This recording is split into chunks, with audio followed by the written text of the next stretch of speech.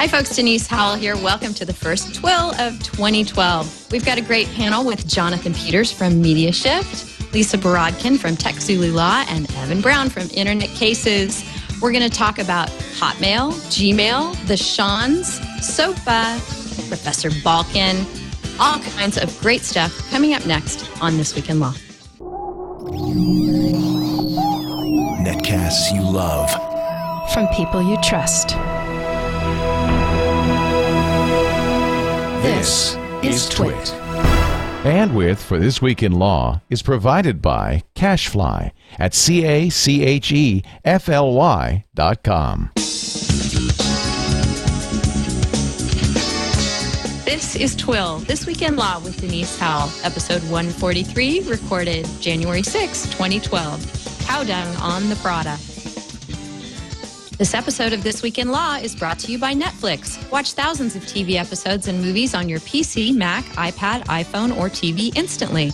All streamed directly to you, saving you time, money, and hassle. For your free 30-day trial, go to netflix.com/twit. Hi, folks. It's Denise Howell here, and happy 2012. Welcome to our first show of the new year. You've joined us for This Week in Law, of course. We're starting the new year very strong with a great panel. Joining us from PBS Media Shift and the Harvard Law and Policy Review, we've got Jonathan Peters. Hello, Jonathan. Hi, Denise. Thanks for having me on. Oh, it's a great pleasure. We're glad you can finally join us. I've been working on Jonathan for a while here, so it's wonderful to have you on the show. Also, returning to the show is Lisa Borodkin of TWiL, technology lawyer and great writer and commentator. Hello, Lisa. Happy New Year, Denise. Good to see you again. Great to see you, too. And joining us again from Chicago, Illinois, and InternetCases.com is Evan Brown. Hello, Evan. Hi, Denise. Happy New Year. It's great to be back on the show. It's great to have you back on the show. Lisa, while we were trying to get you on Skype, we all determined that we still, the three of us, all still have our Christmas trees up, so we need to have your entry in this pool. Is there a tree still lurking in your house or no? No, there never was a tree. There we go. I live in L.A., and the closest I came was to buy myself a blue hydrangea, and that's still hanging in there. That's very L.A. I love that. Yes. Well, that's wonderful news, and we hope that everyone else has managed to get their lights and trees in a manageable state as we start 2012 here. Starting 2012, we have a whole lot to talk about on the technology law front.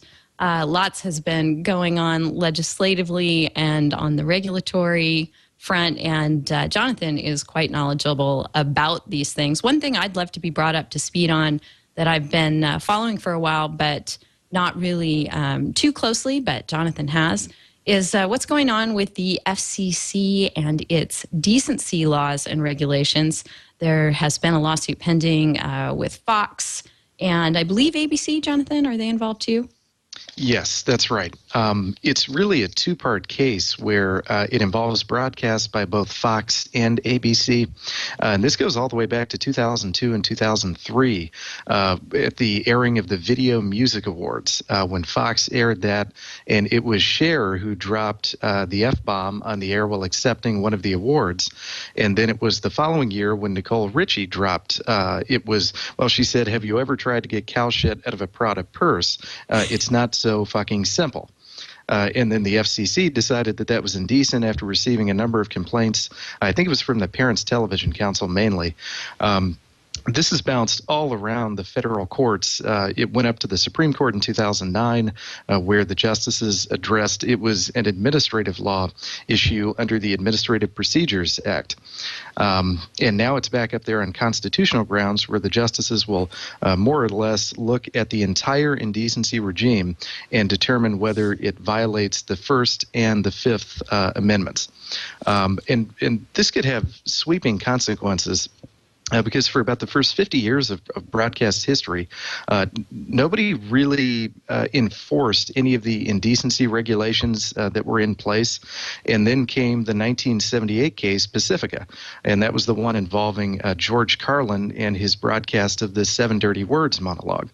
That was the first time that the Supreme Court really said, yes, we're going to, we basically put a rubber stamp on the FCC's ability to enforce those regimes. And what's interesting to me is that the Information Society Project at Yale has put in an amicus brief to the Supreme Court that says, go ahead and take a hard look at Pacifica. Perhaps you would want to overturn Pacifica on the argument that the 2 main bases of that case have been eroded by new media. The 2 main bases of Pacifica are the pervasiveness of broadcast TV, and on the other hand, the fact that broadcasting is uniquely accessible to children. And the question is, and the question that was raised by Yale's brief and by a terrific brief by the Electronic Frontier Foundation, is now that we have so many new entertainment options, streaming video, Hulu, YouTube, and so on, does that mean that the broadcast network does not hold the monopoly over us that it used to? I think that that's probably true. But Yale also goes a step farther and says you should be careful, though, not to go the extra step and to begin questioning the scarcity regime that underlies so many other areas of broadcast regulation. So the basic point here is you could address broadcast indecency by attacking Pacifica without going the extra step and attacking scarcity. Could this go the other way, and instead of having the FCC's indecency regime go by the wayside in light of new media, might it not just expand to encompass new media in ways that we haven't yet seen?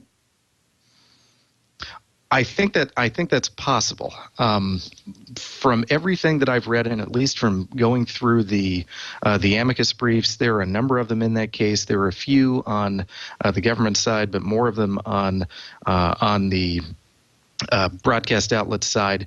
And really, if you look at the ones filed on behalf of the broadcast outlets, you've got some strange bedfellows in there, groups getting together that you would never expect to get together. And in those briefs, the argument that is made most clearly and most consistently is not to bring new media into the fold, but to abandon Pacifica completely. Mm-hmm.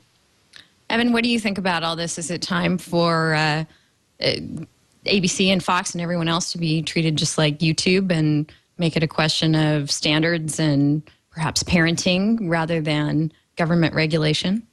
I don't know. It'd be a really strange world to live in where you could be watching something on primetime TV at 8 o'clock at night and have guys like Jonathan come on there and start dropping F-bombs like you just did on TWiL here.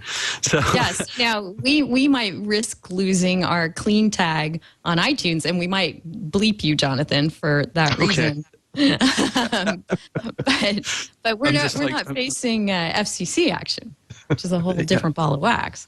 I'm so in shock over here. It's hard to concentrate. No, so I mean, yeah, it would be that would be a fundamental just shift into a kind of weirdness that none of us have ever known in our lifetimes, or I guess none of us have ever known really, even if we've known television for as long as it's been around, where mature speech like that would be tolerated in every instance. So it's one of those situations where it's pretty easy to track logically what the arguments are in favor of changing the way that the FCC approaches these things and the rules that are in place and the First Amendment considerations. And so you can kind of understand how the argument goes from a First Amendment standpoint, but you're often left to wonder, or at least I'm often left to wonder, I'm not going to speak for everybody else in this, I would be left to wonder, is that really the direction that we want to go as a society? Sure, the First Amendment is great. Sure, the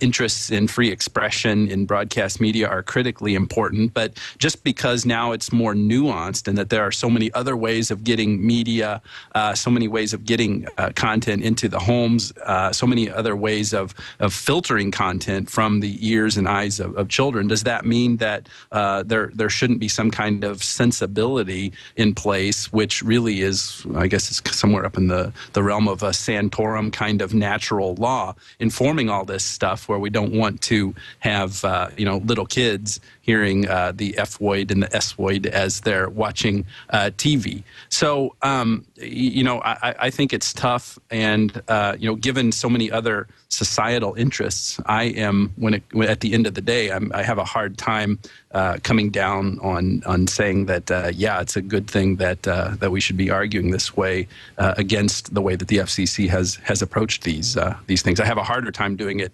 on First Amendment principles. I just do it more on some kind of general theme of normative ways of seeing how we should be able to speak in a society. Yeah, just being civilized. But on the other hand, though, it does kind of feel like the whole regime as it applies to television is something that we have as a legacy holdover to how television has traditionally been treated. And it just seems sort of cognitively dissonant that things behave one way when you're watching on broadcast television, and yet when my child is on YouTube, and unless I have locked down and set various settings, not all of which are even that effective for preventing getting to stuff that you don't want your kids to see, you can click around to your heart's content on the related videos, and there's no guarantee that what you land on is going to comport with that kind of standard of being civilized and decent. Lisa, what do you think about all this? Well, I am a big proponent of First Amendment rights and obviously of technology. I guess to give sort of a balance to some of the things that we've already talked about, the first thing that you could think about is that the fact that there are other ways of delivering entertainment into the home, couldn't that argue just as easily in favor of preserving the status quo with respect to the FCC's regulation of broadcast television? So you can have one set of standards for the reasons that were articulated in the original Supreme Court opinion for broadcast television, and then you could have a more lenient, more liberal set of standards for entertainment delivered through new media. I think that the issue of trying to regulate decency over the internet was already addressed in Reno versus ACLU in the original iteration of the Communications Decency Act, and that was pretty resoundingly held at that time to violate the First Amendment. But analytically, it's curious to me, or sort of interesting or intriguing, that the fact that there are alternative ways of delivering content would be a reason to revisit the regime that applied to television, because it's like saying, well, we have other norms in other forms of entertainment distribution, and those are generally accepted, so why not revisit the norm that applies to broadcast television? I'm not sure that is a reason to disturb stare decisis, because basically what you're saying as a matter of legal philosophy is, well, times have changed, people's attitudes have changed, and now it's time for the FCC's authority to change. There was one detail, I think it was in the article that was circulated before today's talk, that I thought was interesting, which was there is sort of a backup plan. There's this V-chip technology that was mandated to be put into televisions that are larger than 13 inches that I think theoretically allows parental censorship or parental discretion in what stations come through. And so I think somebody had brought that up as sort of the antidote to the possible harm of revisiting the Supreme Court decision. I guess my reaction to that is, well, first we need to understand the technology more, and second of all, isn't that kind of a broad brush? Isn't that kind of an overkill to say, well, then you have to know in advance what types of programs or what networks are likely to raise the parental hackles, or Right. we'll just use parents as an example, even though they may not be the only ones that would prefer not to have profanity on broadcast television. So, I mean, I think it does come down to a question of norms and expectations and what people want. That's what I think. Those are just some views to balance out the discussion. Yes. Jonathan, what do you think the role of existing and perhaps not yet developed technologies to substitute for the FCC may be in this whole issue? I think Lisa makes a good point about the V-chip. A few of the amicus briefs do address that because there have been complaints about the usability of some of the parental controls that have been developed in the last 5 to 10 years, really. And the argument has been that they are too difficult for many households to implement. They're too difficult for many parents to figure out. And then the argument that I've seen on the other side of that is that there is no burden on the part of the developers or on the part of the government or anybody else to ensure that the parents are actually in a position to use it, that the parents actually could use it, and that burden is only on the parents. So that's the way that I've seen that issue most finely sliced. But I think she does bring up a good point that the V-chip would be of limited capacity because there are many things that it just can't do. And it does require a certain level of proactiveness on the part of the parent or on the part of whoever is trying to monitor the media consumption in the household. Yeah, it's news to me that there are V-chips in my various larger than 13-inch televisions. Had no idea that might be the case or what those things do. I have tried to use the parental controls that come bundled with the so wonderful to use cable user interface. Simply because, who wants to have their children channel surfing at night and stumble on the adult titles that are up there on the higher channels. And those aren't even very straightforward to use, and they do nothing for you, in the case of what is at issue in this Fox and ABC case. If there's a live broadcast on a major network, that's not something that parental control software is going to be able to detect and intervene for. Over in IRC, folks are saying, have you listened to what kids say as they're video chatting with each other, playing games? They could teach us some bad words, and probably have a point there. Evan, any final thoughts on this?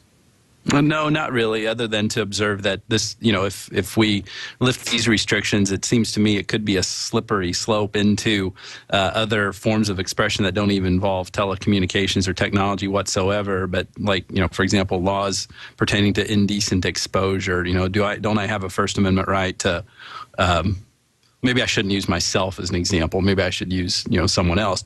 Doesn't doesn't everyone have a right, First Amendment right to just walk down the street totally nude? So where do we draw the line when we start going down the First Amendment, realm of free expression when it comes to that communicating what we consider now indecency to others? Yeah, I went to law school with the Naked Guy. Has anyone ever heard of the Naked Guy? Do you play the guitar? No, actually, he was an undergrad at Berkeley when I was in law school there, and he went to school nude. He wore his backpack, and that was it. It gets cold in Berkeley in the winter, but he had the whole rigmarole with the school about what his rights were to come to school nude and what everybody else had to deal with in those circumstances. Now, this was Berkeley, so. He was not just immediately locked out of class. There was actually debate and discussion, and mostly he came to school nude, that I remember. And it was a real breeze. I think the guy who plays the guitar was the Naked Cowboy, and I think he was in New York. Is that who you're thinking of, Evan? That is, and I think he actually wore tidy whities, didn't he, or something like that? So he maybe not all that naked. I don't know. I've never seen him. I've just seen him, on Flickr or something. I don't know.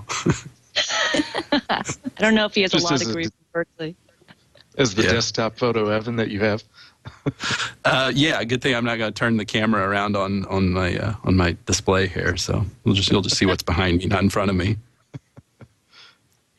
Yes, excellent thing there. This could go a lot of different ways. So anyway, indeed.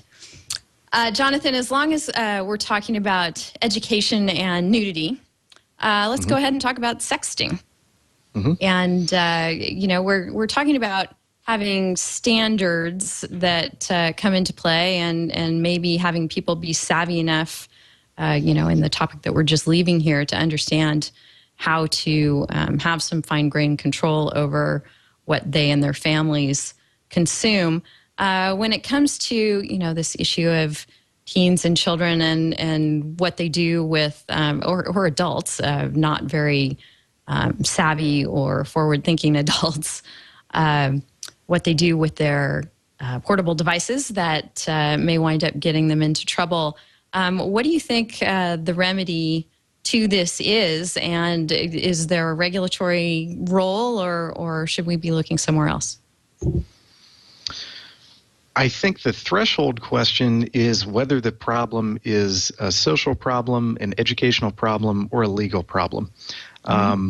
This is something that I believe teens and young people have been doing for generations, just using different media. One of the points that I made in an op-ed that I wrote 2 or 3 years ago for the Columbus Dispatch was that I was in middle school. I think the first time that I had ever received, and this was some kind of Polaroid or printout that I'd gotten from a friend who had gotten it from another friend who had gotten it from some girl. And so the idea that sexting is this brand new phenomenon, I think, is to overstate the case. I think that what is new about it is that they're now using new media to do it. And because of that, the consequences can be more serious for the sender and the receiver for a variety of reasons. One, it's just easier to distribute the media. So rather than passing a photograph to me, I might have the limited ability to pass it on to 1 or 2 other people. Now you can blast it out basically to anybody who has an internet connection. The other problem is that you have seen in the last couple of years, and this is not as big of a problem as a couple of years ago we thought it was, but we've seen state and federal child porn laws used against children who have sent, children, really these are kids, of all the cases I've seen, they're usually between the ages of 10 and 17 or 18, somewhere in there. And kids who have sent nude photos to one another, and then a prosecutor decides that he wants to prosecute either the sender, the receiver, or both under child porn laws. And I think that is a misuse of the child porn laws because they were designed to punish adults who harm children by sexually abusing and exploiting them. At the time that the Congress and state legislatures passed those laws, they never contemplated the phenomenon of sexting, that kids would be sending nude photos to one another. So I think that, and I mentioned that this is not perhaps as pervasive a problem as we thought it was a few years ago, because a few years ago, virtually every story that I saw cited the same study that had been conducted by, it was the Campaign Against Teen Pregnancy, and it was Cosmo Girl magazine. And the finding in that was that something like 20% of kids between the ages of, I forget the ages, something like 14 to 17 had participated in sexting behavior. And a study that just came out, I think it was about 3 weeks ago, a big national study published in Pediatric Journal, the scholarly journal, found that it's only about 1% of kids aged 10 to 17 have engaged in sexting behavior. And the study went on to say that in most cases, and you do have to distinguish when you're looking at sexting behavior between really harmless behavior, and I use that term relatively, versus cases where somebody has distributed a photo with the intent to harm the other person. And I think the stereotypical example that you see there is a scorned boyfriend or girlfriend who wants to get back at the significant other and then decides the best way for me to do that is to distribute the photo to as many people as I can.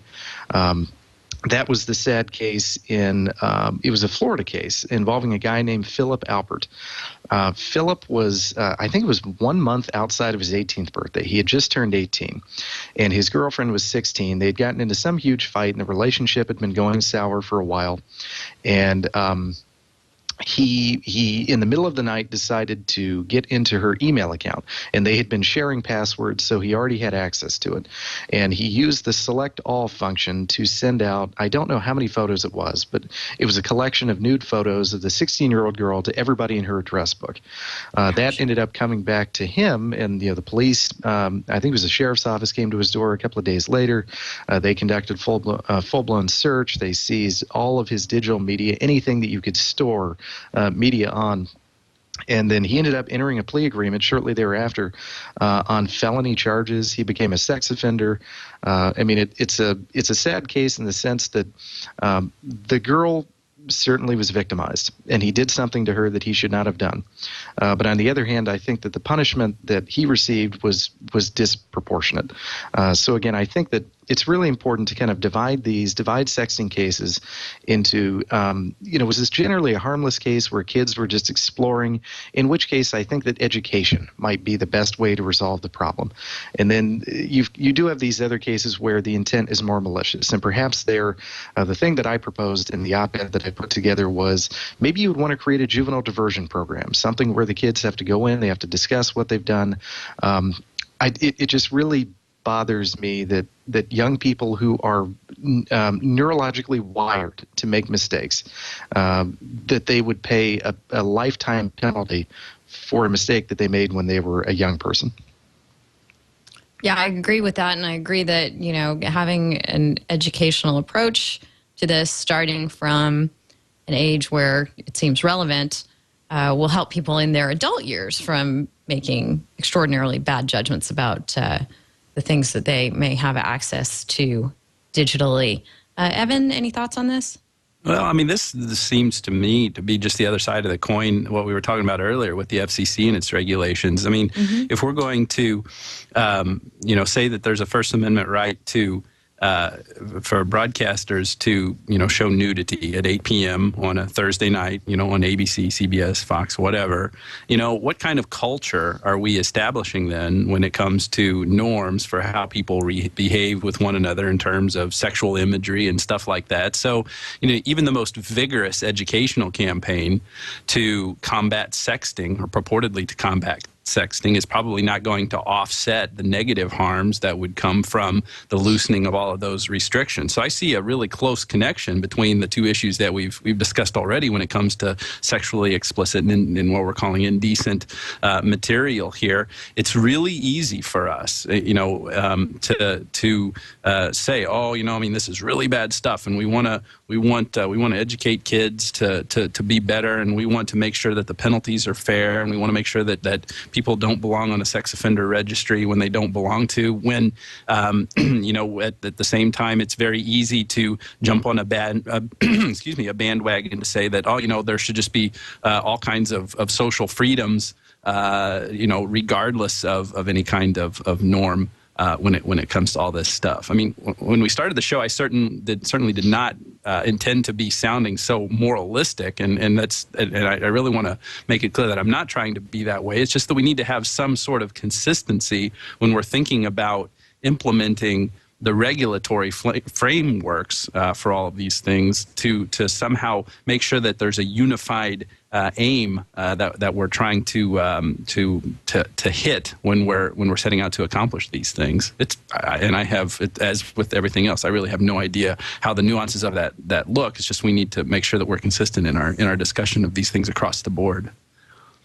Lisa, do you think that's possible when we all have such different individual subjective standards as to what's acceptable and what's not? Do I think it's possible to find the right balance? Is that the question? Yes, to have some sort of unified standard of decency that would apply both, in sort of the entertainment arena and also in the personal conduct arena when it comes to what people send around and what they do with things that might be in their possession that can be harmful to somebody else. Well, I don't think it's possible to have a unified standard of decency, but in a way, that's what makes the world go round, isn't it? It's important to have the differing voices and, sort of this debate and this open discussion of standards and modes. What I think is interesting about the sexting story or issue. First of all, I agree that it's nothing new under the sun. It's standard teenage exploring behavior. It has always gone on, and it always will go on.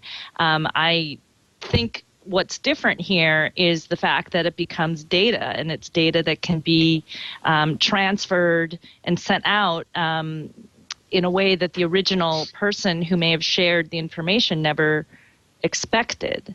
And that's certainly what happened in this very sad case that was described earlier. But I think rather than trying to control it through prosecution, I think education is necessary.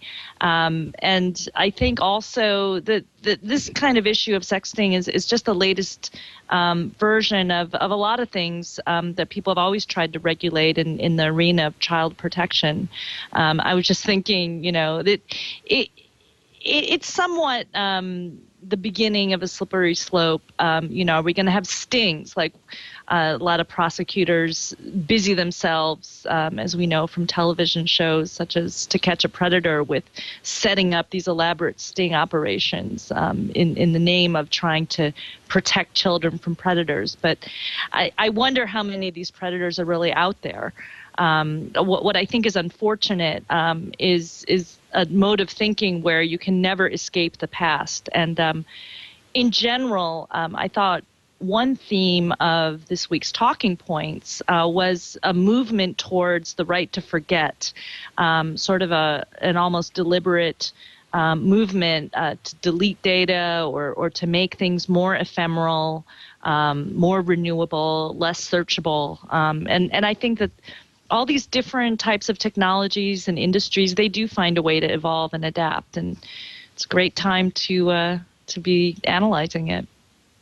Yeah, I agree. And I do agree that what we've talked about so far segues really well into the talk that you gave to the annual meeting of the California State Bar. And I do want to get to that next. But first, I want to thank our sponsor for the show, which is Netflix. And as you may or may not know, I certainly hope you know by now, Netflix streams thousands of TV episodes and movies directly to you instantly, which means you save time, money, and hassle. There are several easy ways to instantly access streaming movies and TV shows with Netflix. You can watch Netflix movies and TV shows on your Mac or PC or iPad. Its iPad app is really handy. You can watch on your iPhone and some Android phones too. If you have a gaming console, an Xbox 360, a PS3, or a Nintendo Wii, you can watch Netflix right on your television. And if you're not a gamer, you can watch Netflix on your TV with an Apple TV box or a Roku box, with lots of add-ons to your television that are available out there and not subject to FCC regulation unless they were previously aired on television, as I would think. With Netflix, you can watch movies and TV shows instantly using any of these devices, and you can begin watching a movie or show on one device and then finish on a different one. Whichever ways you choose to access Netflix, you can watch as many movies and TV shows as you want, anytime you want, and you can cancel anytime. So if you're not yet a member, you really have to go over to netflix.com/twit, because if you do, you're going to get 30 days of this great service absolutely free. Be sure to use that URL when you sign up, netflix.com/twit. Thank you so much, Netflix, for your support of This Week in Law, and we hope you all enjoy watching instantly with Netflix. So, Lisa, a while back, you gave a talk to the California State Bar with the guy who literally wrote the book on internet law, Ian Balkin, who I love Ian. He's so funny up there in Los Angeles. And your segment of the talk dealt with social networks and privacy, which meshes really well with what we've been discussing already today. And I saw your post on this. I hadn't seen it before. The Gmail, MALE. Oh, it's so brilliant. Parody. Why don't you tell us about that? And I don't know if Colin can get it cued. There's an ad at the beginning of it, Colin, if you want to skip that and maybe cue to a point past there while we're talking. But oh, yeah. I hope the people who made that video are getting some attention and traction from it, because it was just brilliant, I thought. Basically, I was asked to discuss developments in privacy law in the state of California in the context of social networking, since that's sort of the area that I frequently write and lecture about. So I thought to kick things off, it would be entertaining to play this video that somebody made, which was basically Gmail, a fictional boyfriend, brought to you by Google.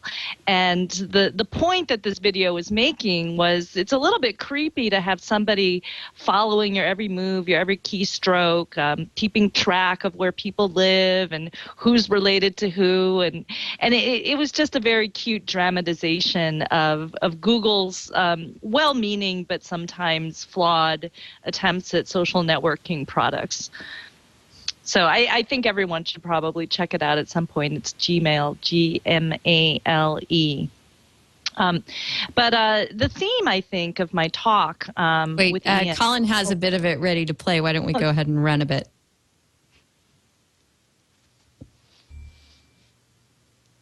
Here at Google, we consistently seek out new ways to improve your quality.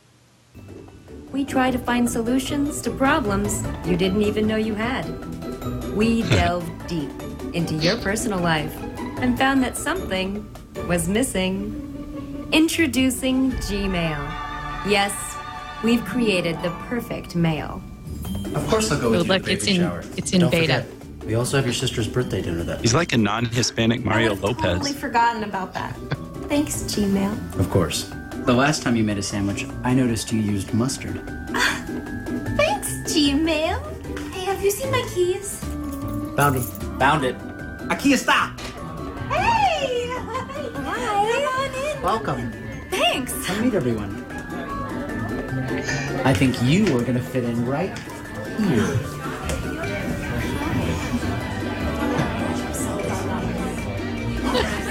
Even take a He ticket told me Google if I bought Plus. them today, that I get the second pair half off. So that's how I wound up with the blue shoes. Based on my active listening and picking up on your keywords, I understand that daffodils are your favorite flower. You have a strange relationship with your mother, and blue is your favorite color. You're a really good listener.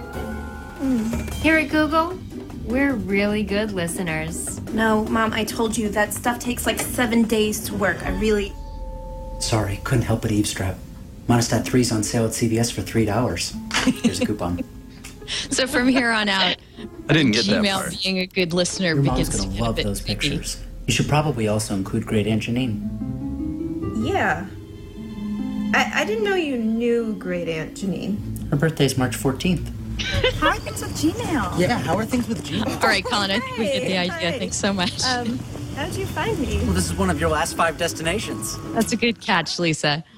So the point being that we're certainly supplying the social networks and data scrapers with lots and lots of information about us, which could be put to various uses that we don't necessarily anticipate. What were the hot points that you flagged for the folks at the conference? Well, the hot points were that there has been a lot of legislative activity trying to, in bits and pieces, sort of counteract the huge cultural transformations that are being wrought by social networking products. So there were some bills that were brought up in Sacramento. Some of them passed, an impersonation bill passed, making it illegal to impersonate somebody on any social networking site. There was also a bill that passed that extended some of the bullying laws into the online realm and gave the educational institutions, schools, the power to punish and discipline students for doing bullying online. There were also things that did not pass. There was a proposed bill last summer in Sacramento that would have imposed more stringent reporting and options on social networks like Facebook, that actually Facebook strongly lobbied against it. And one of the reasons that it failed, one of the swing votes, one of the California Congress people said that they thought it was a issue for national regulation, not state regulation. And wow, did we ever have a national regulation of Facebook towards the end of last year. I mean, that was basically the blockbuster privacy and social networking story. And it's interesting, about a year after, a little more than a year after we started making some noise about it, the FTC, in fact, sort of imposed a lot of what we had been asking for in terms of social network users' Bill of Rights. Okay, so Lisa has a great post on this for those of you who might want to go deeper on. I think you flagged 6 points relating to social networks and the privacy concerns over at lisaborodkin.com. We'll have it in our show notes. But I want to use this as a jumping off point to the other end of the spectrum. We're talking about the right to forget and how there should be perhaps some kind of normative control over what is kept track of. Twitter appears to agree because their search function has gotten less comprehensive. And if something is more than a week old, you're going to need to have the actual URL to that item to be able to locate it. You're not going to find it in Twitter search. So, you know, some would say that's a good thing. Some would say, and in fact, Sue Sharman Anderson said that what we're doing here when we follow regimes like this is sacrificing our history on the altar of instant. Evan, what do you think about that? That's a good way of putting it, and I think that when we're using social media in a way that is intended at that moment to be ephemeral, you know, in an instant kind of communication, and with a short shelf life, we're certainly by definition not thinking long term and don't realize the nostalgic value of something that it may have down the road a little bit later. It's really interesting to go back and look at old tweets, that are in one's personal stream, and it provides new perspectives on things that happened historically. It in a certain sense, users of social media like what we're talking about, in an ephemeral or instant sense like this, are essentially journaling somewhat inadvertently, perhaps. You know, they wouldn't set out to keep a diary or a journal. And so there is clearly an inherent value into that kind of content in the aggregate, and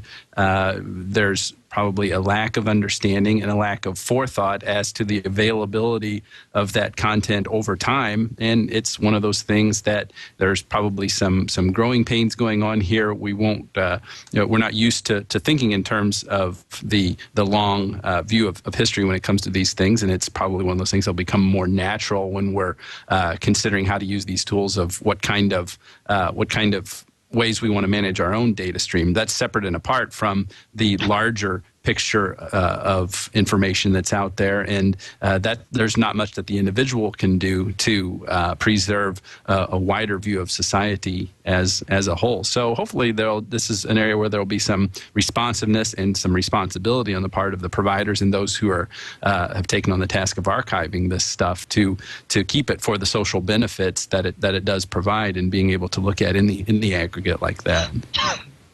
Yeah, I'm kind of bummed that, the Library of Congress archive that they're going to be getting all those amazing terabytes of information from Twitter is only going to be available to researchers and scholars in a limited and restricted way.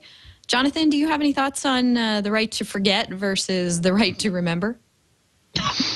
You know, it's interesting because I just got on Twitter a couple of months ago. I guess better late than never. And when I got on there, I guess, going back to what Evan said, I didn't have any kind of understanding about the extent to which my tweets would be available for posterity's sake. Not that they should be, or anybody would ever want to return to them in 10 years and see what I was tweeting about. But it's a little bit, I mean, there's a slight parallel there between what the Facebook timeline is able to do for you, in the sense that now, you can look back more easily and find content that you posted, whether it's photos or what you were putting on someone's wall, they were posting on your wall, going back to 2005, 2006.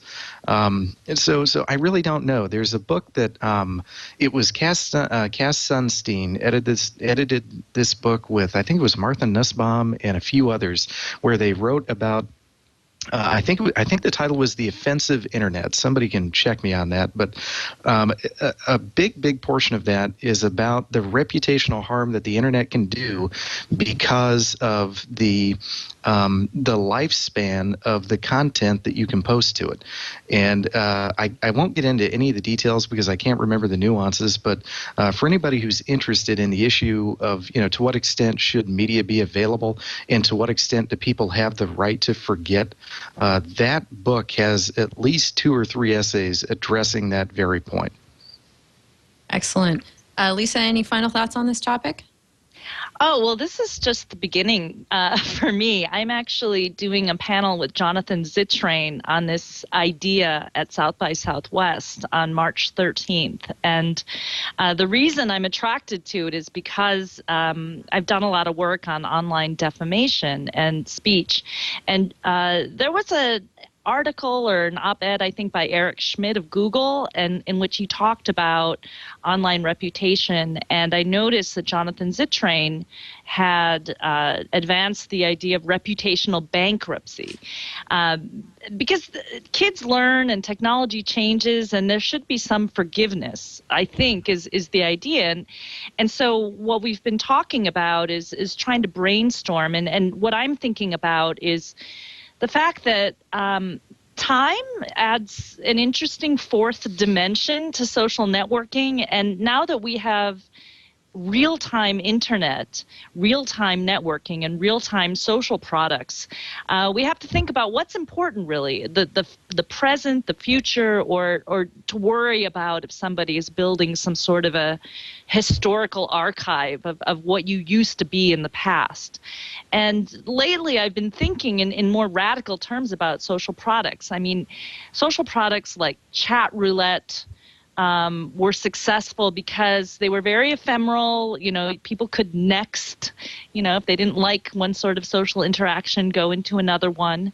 And 4chan obviously is a huge and influential social network that also is built on the idea of not saving data and not having a fixed identity. And the latest social product that's in development by Sean Parker and Sean Fanning is, what's it called? Air something. I'll find out before the end of the show. But I mean, it is a social product that is based on this idea of flexibility and not being static. But I do think that the Twitter story about making an announcement that they're not going to save tweets is actually very productive. I don't think we want to be so bound up in the past. I mean, these are fleeting exchanges, and let's build something new and different for the future, and let's focus more on the people than on the data that we generate. That seems to really be more in line with how the human mind appears to work. I'm certainly no psychologist or neuroscientist or anything like that, but just from being a human and traveling year by year through time as it unfolds, I mean, we naturally have to forget certain things, or else we're just bombarded with so much information that we can't process it. And even as we are just walking down the street, for example, there are so many sensory stimuli that have the potentiality to come into our consciousness, but we just must somehow filter all of that through so that we have a consciousness we can actually make a sense of. And I suspect a lot of it goes into our unconscious, which can then be the cause of all kinds of weird stuff that may or may show up in the kind of persona that you develop using social media. So there's a certain circularity of it there. So I would be much in favor of a move toward ephemera when it comes to social networking and the kind of stuff that you're talking about with the Seans of Napster fame. It's called Airtime. It's in stealth mode, and the latest prediction is that it's going to be launched December 2012. It's based loosely on chat roulette, but I think it's pretty exciting. Then there will be obvious legitimate uses for it if it's like chat roulette. Or obvious exciting uses at any rate. Yeah. Yeah. Anyway. Well, okay. I appreciate all of your insights on that. I think it's not a terribly straightforward issue. Someone in IRC said, what if we didn't have access to the Diary of Anne Frank? And, if I were an anthropologist living in today's day and age, I'd be pretty excited about all of this data to add to my studies. But at the same time, you're right. We all want to be able to leave our pasts behind to some extent. I've always kind of treated my social networking streams as smaller, more temporal, shorter versions of a blog, that I've always viewed them as something that would be there or should be there in an accessible way down the road when I want to get to them. But I think, everybody has a different take on that, and certainly our societal norms are developing around it. Another thing that continues to develop, even though the very issue is pending before the United States Supreme Court right now, has been argued in the U.S. versus Jones case, which we've discussed on the show before, whether or not you can law enforcement can slap a GPS tracking device on a suspect without a warrant. A federal judge in Missouri went ahead and decided we're not going to wait for the Supreme Court to weigh in on that, tell us how they think things should go. We think the FBI properly installed a GPS device on this suspect's car. In fact, there was a great quote about there's no reasonable expectation of privacy in the exterior of your Cavalier in this particular case. So this guy in particular was accused of some very not nice things. He had stolen money from a governmental treasury. He had allegedly to all of this, of course, stolen money from a charter school, and definitely somebody that you would want the FBI to be tracking down and investigating and charging if appropriate. And another bit of information in the case was that it was put out there that you would need 5 or 6 agents to be able to approximate the efficacy of putting a GPS device on the guy's car if you're going to try and track him the old-fashioned way. And the court went ahead and said, we're going to let that stand. Evan, do you think the court should have waited? And what do you think about all this? Well, 5 points, bonus points to you for saying efficacy. So setting that aside, I'm reminded of something that Justice Scalia said once in a speech that I heard him give. He spoke at my law school when I was in law school. It may have even been there. And he was like saying, we really shouldn't even worry about the Fourth Amendment because you get this guy, he's arrested. And even if, it was an improper search in this instant, I'm sure he committed some other crime, some other place, so you ought to lock him up anyway. So it's easy to say that in this kind of situation where the guy who ultimately was convicted was apparently indeed really guilty. and certainly the GPS information served to prove that fact. And it's kind of, we have to look at it after the fact here to see whether or not it was a proper search and seizure under the Fourth Amendment. So that's I guess that's the caution that I would have in thinking about these things when we have facts like this that are egregious. What would be much more compelling is somebody who was where the evidence that was found actually intended to disprove their criminal liability, and which would be in stark contrast to the egregiousness of the Fourth Amendment violation. But I guess naturally that would never really happen because nobody's going to be convicted if the evidence that was improperly gotten actually turned out to be in violation of the Fourth Amendment. Confusing myself, I'm sorry.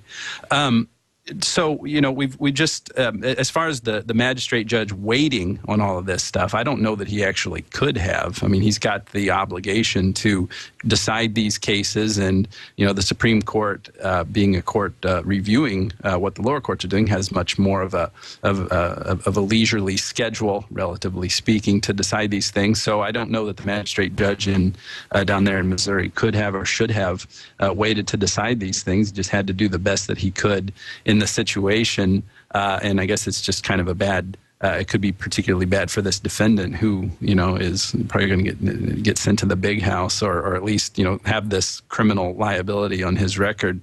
I don't know how that any decision in the Supreme Court would go back retroactively to affect him. I don't know the procedural nuances of that, but the judge probably did the best he could and decided it in the way that he saw the Fourth Amendment should be applied in this situation.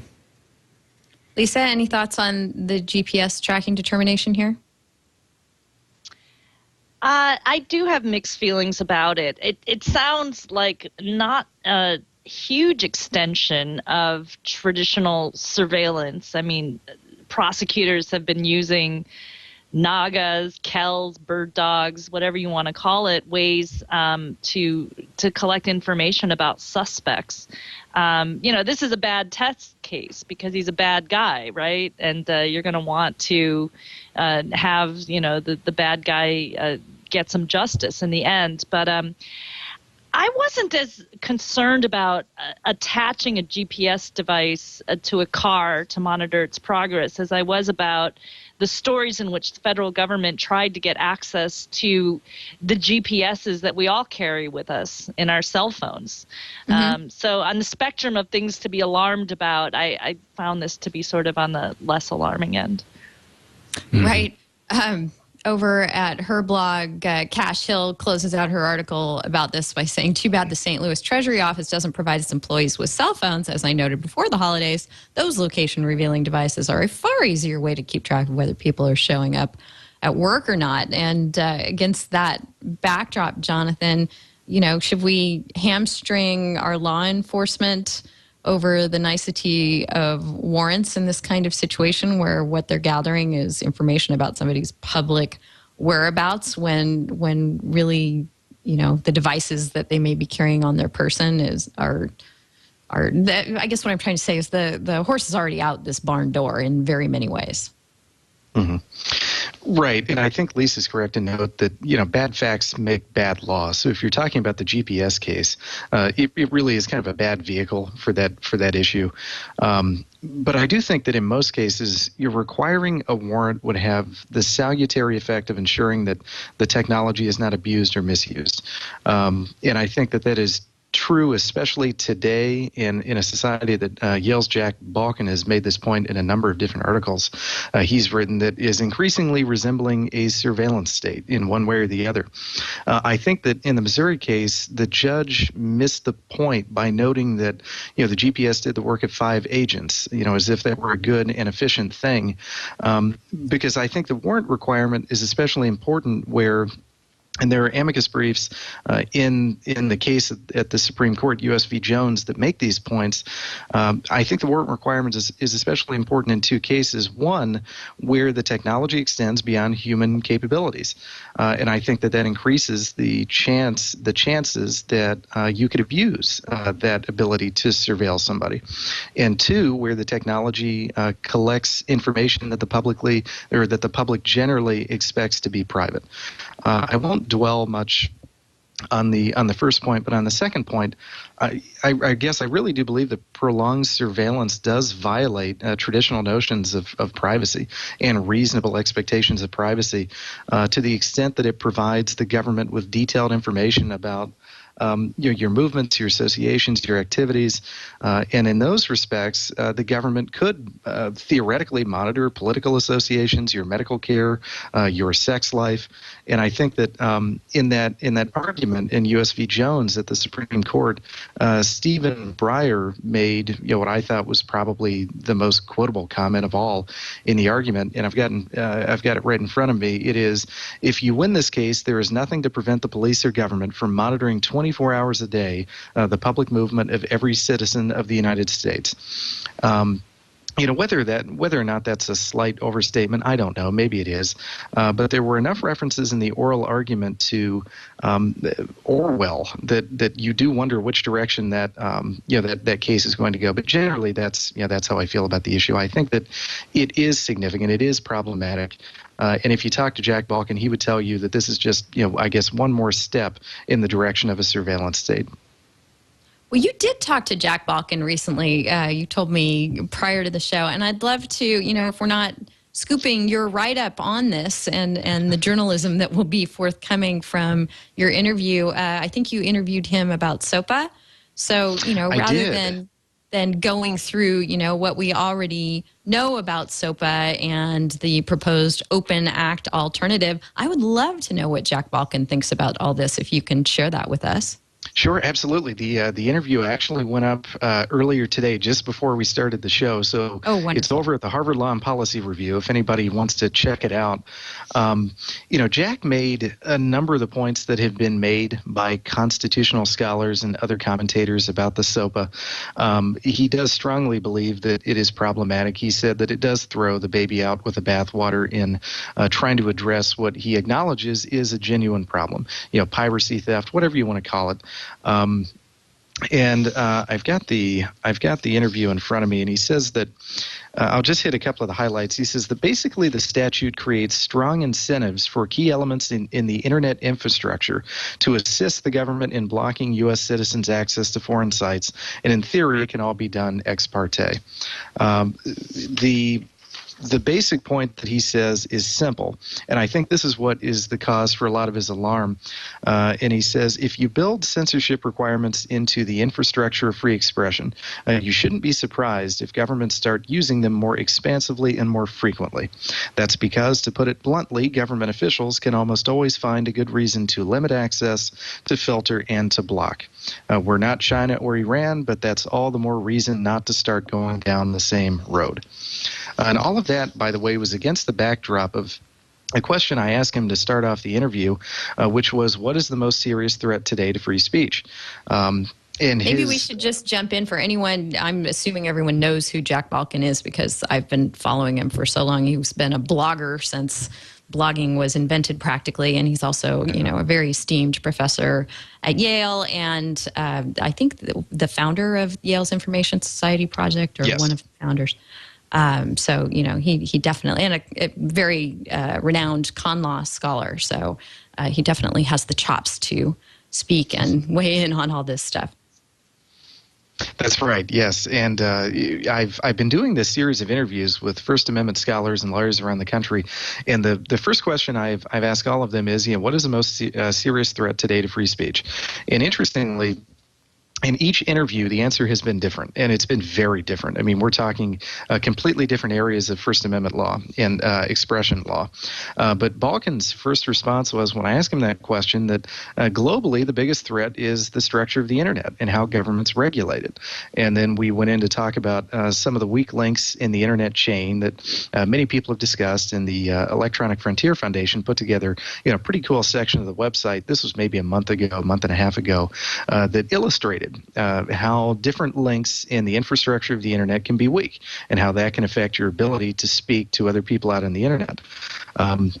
So we hit some of those issues, and then the next logical thing was just to ask him about SOPA, because I hadn't found any public statement that he had made on it, and then he gave me, I think, what ended up being a 400-word dissertation on exactly why SOPA is problematic and probably unconstitutional. Got it. Well, we will definitely look forward to reading that. Thank you for sitting down with Professor Balkin on that critical issue. We'll put a link to the article you just posted in our show notes for this episode. Another episode I want to reference, not of This Week in Law, but of This Week in Tech, if people have not yet seen it, is there was a wonderful discussion and debate between Nilay Patel, a good friend of TWiL's, and Leo Laporte on Twit. I think it was 332, and I came back from a pre-Christmas trip just in time to enjoy their great debate about the role of piracy, and I use that characterization with trepidation. I know it's a judgment-laden term that may not be the most appropriate description of what we're talking about here. But as a shorthand, I'll use it because we all know what I'm talking about. There's a great discussion between the two of them about whether in today's day and age, folks need to just build that into their analysis as they are distributing works online. And if you fail to take into account the realities of what technology enables, that's your problem and not necessarily a problem for the folks who are engaged in what amounts to breaking the law under our current regime. So I encourage you to check that out. What I put in for our discussion today was a follow-on post by Trey Ratcliffe, who's a wonderful photographer. Stuck on Earth is his site. I'm sorry, Stuck on Customs. Stuck on Earth is his iPad app. Who came out and said, look, here's my thought on piracy and why I put things out under Creative Commons license with attribution, and don't worry about it. I get my sleep at night without worrying too much about what people are going to do with my works. And what I want to toss out to the panel against this backdrop is, do you think that kind of attitude is getting more prevalent? And if so, do you think that it will actually perhaps drive the way that our copyright laws are interpreted, or perhaps revised, amended, and reformed? What do you think, Lisa? I think that it does show a movement towards I was just thinking about this today. So there's this kind of artificial divide between entertainment and consumer now. And I think that the internet has done a lot of wonderful things to change how we think about creating, consuming, and sharing art and experience. And I love the Creative Commons type people, because I think that they do try to strip out some of the artifice. And there's a whole internet aesthetic, which is very sort of, I don't know how to describe it except for crude. It's not refined, but it's very immediate and it's very authentic.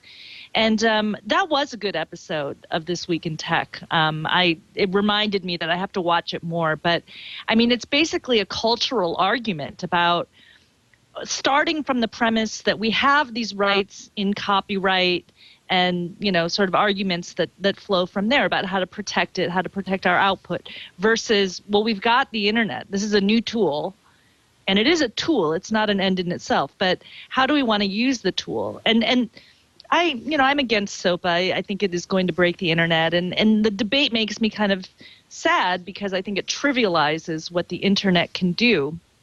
But two of my sort of some thoughts about it are, number one, you can't really blame the content creators for giving it a try. I mean, they are using the political process. People who use the internet should be involved. They should be engaged. If they want to reform copyright, they need to use the political process as well, and get a bill going or get a proposal going. And I think that's one of the points that Leo was making in that discussion with Nile, which is, isn't the commodity that we, the users, have our votes, and let's use those. And the second thing is, getting beyond the confusing language and the risks. And obviously, I mean, I think that it would make the internet very unworkable. But I don't like the centralization of control. I think originally it wasn't the internet sort of this emergency disaster network that people should be able to talk to each other, even if a nuclear catastrophe were to occur and data centers were bombed out. You could never really extinguish the whole internet, because it was this self-healing web. And I think with SOPA, it's a very, to use a scientific term, a very inelegant failure. Because you have many failure points, they're sudden, they're unpredictable, and there's no way to sort of work around it in any sense that would not throw the entire world of e-commerce and internet into utter chaos. So I would like to see more of a movement towards rethinking our attitudes towards content creation and ownership. A monkey mind in IRC says the debate between Leo and Nilay was essentially one of pragmatism versus letter of the law. And yeah, I'd have to agree with that. But what makes it interesting to me is I think we may be moving toward a point where pragmatism becomes the letter of the law, where norms and attitudes and business requirements and expectations may shift to the point where people are going to be required to live with this. What do you think, Jonathan? I think that it would probably depend individually on the judicial philosophies of judges. I mean, they vary widely, and I just wonder about the extent to which, at least in the near future, that kind of thinking, the idea that piracy or whatever you want to call it is a cost of doing business, and perhaps that it is one that you should be tolerated or should be dealt with in a different way, just because the law and judges are so fixated on protecting property interests. And I wonder if that might offend their generally traditional notions of fairness. But, I don't know. I mean, maybe they would accept it as a cost of doing business, but I just don't know if it's one that they would tolerate. As far as affecting legislation, I don't know. The chances might be low, just because the entertainment industry is so powerful when it comes to affecting the language and the legislative history attached to legislation that affects, the distribution of entertainment. But again, that's not an issue that I've followed all that closely. But for what it's worth, those are my 2 cents. We appreciate it. Evan, what are yours? This is a really fundamental, big issue when it comes to, these basic questions of what role copyright plays in our economy and in our society and in our lives. And I see one unfortunate thing is the content industry and, the big corporate interests, in as much as they support SOPA, are guilty of a great radicalization of their ideologies that really does them a disservice in the way that it polarizes people, and it makes it makes big content look evil and overreaching and unreasonable. And the unfortunate effect of that is, I think, that it unfairly or perhaps unfortunately taints people or prejudices people against the intellectual property rights in general, makes them think, well, I mean, if this is the world we live in, and we've got SOPA, and SOPA is the result of the content industry, well, and content industry is focused on their copyright rights, well, then therefore copyright rights must be bad. And so I think that the logic in that, or the validity in that argument, or the soundness in that argument, breaks down after a while. And unfortunately, and I think I've said this probably a half dozen times, criticisms of SOPA sometimes throw the baby out with the bathwater. What I am concerned about here is that this is such a huge issue that involves both legal issues and, very importantly, it involves economic interests as well. And there seems to be so little data, reliable data, to support the arguments that a lot of people say, well, piracy is okay. I don't mind. Look at what Trent Reznor has done. Look at what these photographers have done. Look at what some of these other folks have done. They don't care about piracy, and look how marvelously they have succeeded. Well, that may be well and good, but in a free society. Well, I guess I should maybe even back up already from what I'm saying. I think that we're going to have a difficult time in coming to some kind of consensus that there is going to be pure freedom for everyone when it comes to content and content ownership and the way that it's distributed. What I would not want to see is a radicalization in the other direction, that it becomes a normative standard that piracy is never bad, that no one should care if their works are being pirated. I think that we need, as a fundamental liberty for ourselves, whether you be big content or whether you be an independent creator freelancing all the time, or whether you be someone in the middle, I think we need to have the rights to decide how our creative works are going to be exploited. And if you want to be aggressive in enforcing those rights, you ought to have the legal framework to do that. It shouldn't go as far as SOPA, where it's going to endanger the DNS system and make things unstable and all that stuff. You shouldn't have those strong of rights. But at the same time, if you are one who feels that you have a natural right to exploit the copyright and really be a micromanager in how your rights are licensed and exploited, you shouldn't let those who are like, oh, piracy is okay, rule the world and say that you don't have the right to do that. And one final point on this, a lot of folks who don't care about piracy are very in favor of something like Creative Commons, but the whole validity of Creative Commons still relies on the enforceability at the end of the day of copyright rights that are there. So what I would like to see is two things. Everyone should avoid radicalization on either side, and I'll be radical in my advocacy of that position. Radical in your middle groundness. That's right. And that's the first point. And then the second point is we should all, we should allow those norms to kind of play out in the end, depending on what the preferences are for how content should be exploited and leveraged and licensed and made use of.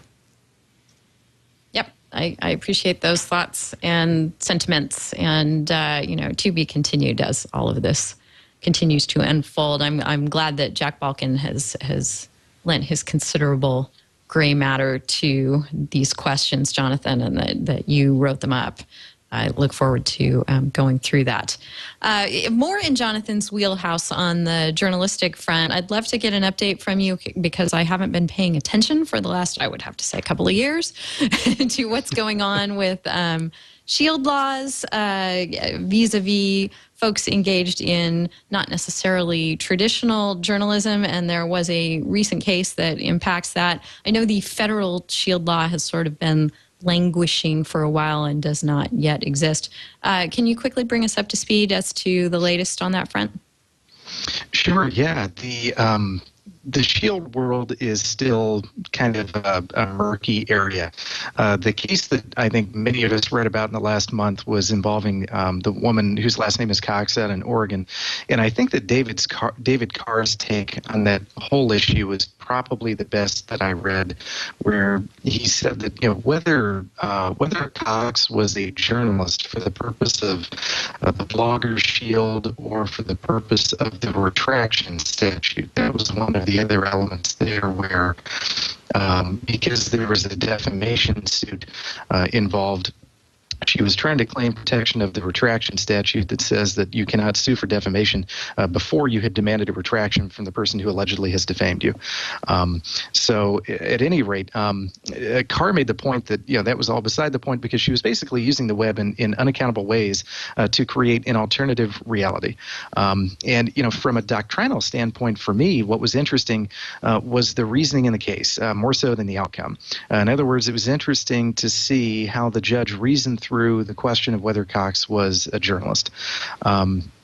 And in that sense, it reminded me of a case that I wrote about. It was in June of this last year involving Shelley Hale, who used internet message boards to attack. It was I can't remember if it was the founder. Yeah, it was the two founders of the company Too Much Media. And she said that the company broke various laws, that the two founders had threatened people connected with the company.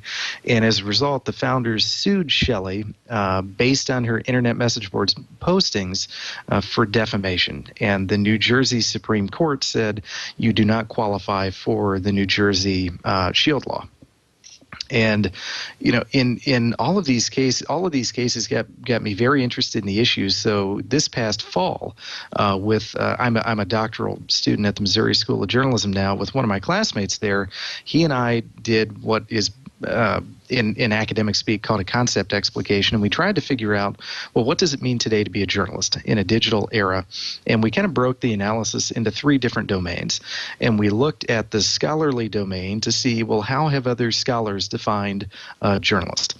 And then we looked in the legal domain to see, well, how have legislators, judges, and lawyers defined journalist? And then afterwards we looked at the industry domain, and in the industry we looked at the bases for membership in professional journalism organizations.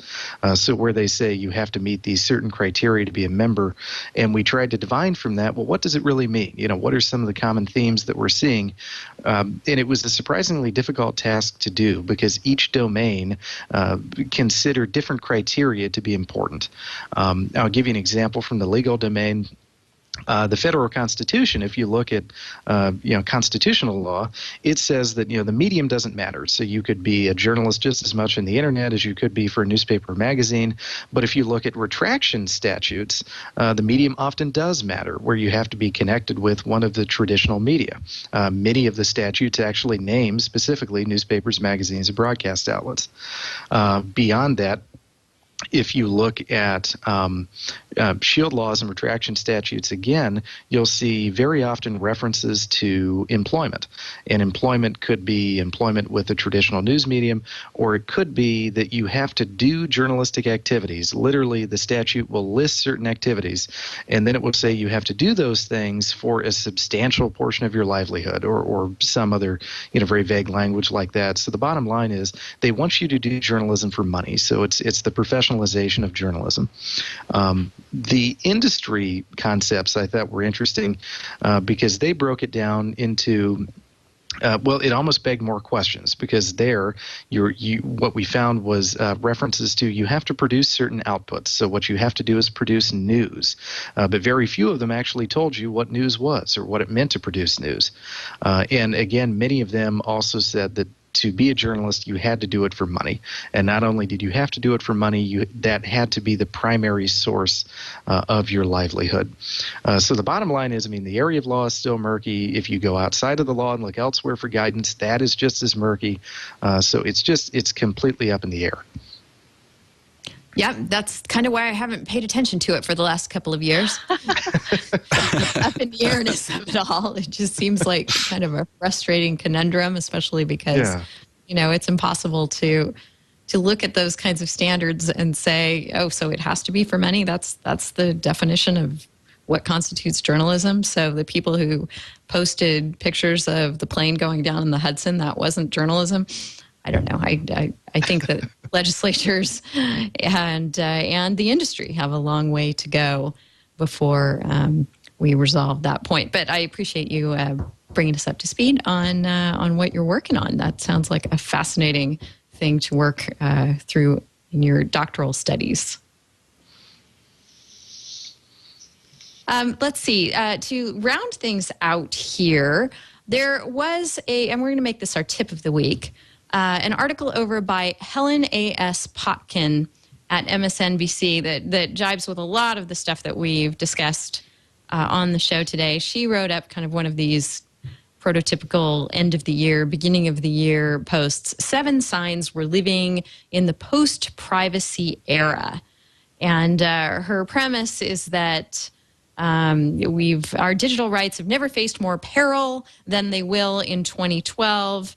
And she outlines what she considers the most egregious losses in privacy during the last year. She highlights Facebook's settlement with the FTC, SOPA, cell phones keeping track of you, GPS and law enforcement keeping track of you, accessing cell phone data by law enforcement, etc. So, and hackers. And I guess I just saw come through this morning, I guess there was a hacking into the source code of the antivirus software happened today. So that seems like a rich irony there. Probably was a big target for a long time. So my question for you guys is, do you agree, do you buy into this premise that the threats to our privacy are facing more peril, our privacy is facing more peril now than ever before, or not? And if you do buy into this, then, has Helen covered the bases here? Is there anything else that you feel is particularly problematic that people should be paying attention to? Lisa? Well, I like Helen. I enjoy her work, and she came to the Bill of Rights panel and reported on it from South by last year.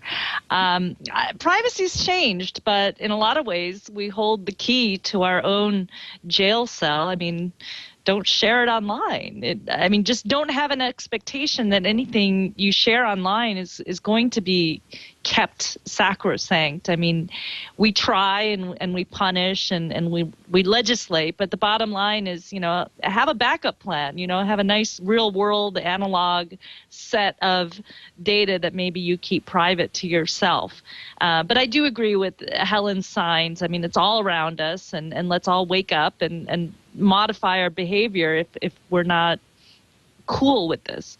One thing I did want to mention about cell phone data and cell phone tracking, briefly, just to mention it, I went to the Whittier Symposium of Law of the Smartphone, and I presented there, and there were some really interesting speakers. Wendy Seltzer was there. I know she's been on the show, but there was a whole panel just about GPS tracking, location data, and government discovery of it. And one point that was made by Susan Freywald from the University of San Francisco Law School was that if you put a password on your cell phone, because of the Fifth Amendment, you cannot be compelled to give up that password.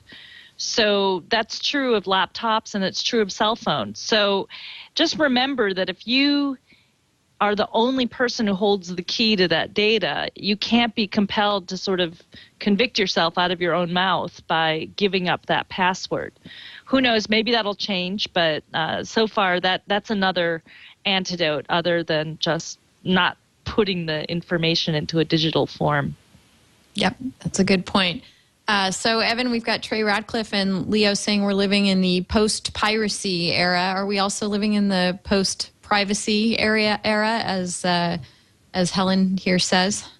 Well, it's not inaccurate to characterize it in those terms, and I think that we've kind of established this in our conversation already. There are two forces at work making that a reality right now. One is Carl Sussman was on the show a few weeks ago, and it just really struck me clever or kind of funny how he talked about a lot of our privacy woes are self-inflicted, just putting so much information out there. It's cliche to talk about that. So that's one problem about it. So, if we're still doing that, then it's hard to really complain. We've got it's a prima facie case of having no about your privacy if you've got a Facebook account and put a lot of stuff out there. Some of it we don't have much control over, and a lot of it is the fact that the responsibility for the privacy of information rests in the hands of other people who may be very careless. I was quoted in a piece on smartmoney.com earlier this year, a few days ago, or it might have been late last year, I don't remember, but it was about, the top 5 or top 10 data breaches of 2011. And the one that I commented on was one where it was that independent contractor for the, I think it's called TRICARE. It's the healthcare system for military veterans. I mean, you hear an iteration of this story all the time where somebody broke into a locked car and stole magnetic backup tapes that had the social security numbers and addresses and other contact information for about 4 million people, I think. Oh so, regardless of what we do, how much we want to withhold our information from Facebook and other social media. And if we're going to, go live in a cabin in Montana with Ted Kaczynski, that it's still unavoidable if you're even if you only have your toe dipped in participation in society, that your information is going to be out there in thousands of databases, and it's just one really weak link in that chain could spell a certain sense of either financial ruin or reputational ruin or both. So yeah, that we are in a post-privacy era for all of those kinds of reasons. Yeah. I didn't quite realize the widespread nature, or it didn't really come home to me with full force, the widespread nature of Facebook until I took this trip in December to Colombia, and we went to some very metropolitan areas there and some very rural areas there. And universally, the question people would ask when we were saying goodbye and trying to figure out how to keep in touch was not, what's your email or what's your phone number? It was, are you on Facebook? Which everyone was. So It was just, impossible to escape from. Jonathan, any thoughts on living in a post-privacy era? I can't add much other than what's already been said, but generally I think that both Evan and Lisa are right that much of this is self-inflicted. I think a big part of it is just managing your own expectations. So don't expect what you post online not to go and to remain very public. But at the same time, I don't think that means everything that happens online, everything that you do there should be assumed to be open or vulnerable. I think that you should be able to do certain things online with a reasonable expectation of privacy. And just a couple of examples might be, if I want to make purchases, I think that I should be able to assume reasonably that my my financial information will remain private.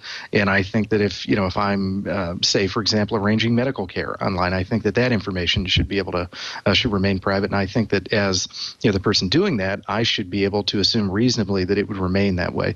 But outside of those limited contexts, I really do think that we probably are, if we are not already there, we're moving very quickly into a post-privacy world. All right. Well, I appreciate all of your thoughts on that. I have a resource of the week for us, something I come back to again and again, and I realize I hadn't highlighted on the show yet, so I'm going to fix that oversight. And that is over at the EFF, they have a great aggregated page on the topic of intellectual property. And it's one-stop shopping for all of their blog posts, their recent news updates, their white papers, all of the various topics that they follow under the heading of intellectual property.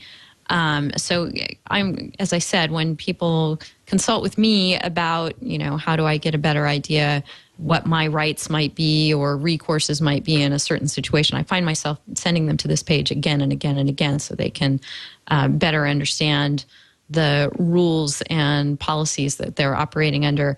It's a really nice resource, as are most things at the EFF, but I wanted to highlight this in particular.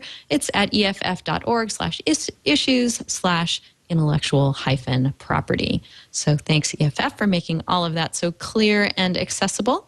And thanks to all of you for a really wonderful show. I've enjoyed our talk really quite a great deal. Lisa, I wanted to just point out to you for the next talk you give about Gmail, that Beatmaster and IRC is waiting for Hotmail to come along and do the sequel. So keep an eye out for that. Great. And thanks so much for joining us today. I've been, enjoying, as you guys have done, Tech Zulu Law. Is there anything else that you want to highlight for us today before you sign off? Just to come to South by Southwest Interactive. Hope to see you in Austin. Hopefully it'll be another great conference, and Jonathan's at Train and I will come up with something interesting to say. But thank you so much. It's been an honor to be on the first show of 2012. New year, new ideas. Looking forward to the best year ever. Yeah, it's been great having you, and I'm so glad you're going to be at South by Southwest. One of these years, I'm going to make it to that conference, and that panel it sounds like one of the things I would desperately love to see. So I'll look forward, if at any event, to seeing the video of it, and who knows, maybe even get there in person. Evan, you going to go to that thing one of these years? I would love to. I don't know if I'll make it this year, but yeah, everybody needs to go to South by Southwest once in their life at least. Do the TWiL road trip to South by. Yes. I am all for it. I'm all for it. We'll talk about that and see if we can make it happen. But thanks again for joining us, Evan. Wonderful to chat with you again after the break. Yes, my pleasure. It's kind of like, you get the shakes after a while, not being on the show for a while. So it's it's great to be back. Always enjoy our conversation, and glad to be back in the swing of things. Absolutely. Folks, Lisa is at Lisa Borodkin. Evan is at Internet Cases over there on the Twitter. And Jonathan is at Jonathan W. Peters. So you got to follow all of them. Jonathan, it's been really wonderful to have your insights and thoughts on the show today. Yeah, thanks very much for having me on. I enjoyed it. I enjoyed it a lot, too. And you write, of course, for Media Shift. We've had Mark Glazer on the show. In fact, he put me in touch with you.